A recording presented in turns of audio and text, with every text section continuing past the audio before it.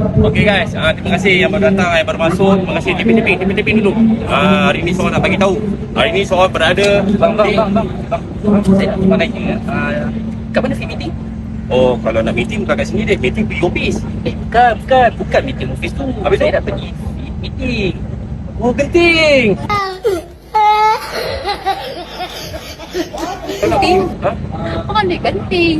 Habis tu? Kami pergi meeting.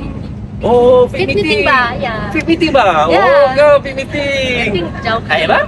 Ha? Dengan perempuan dengar betul.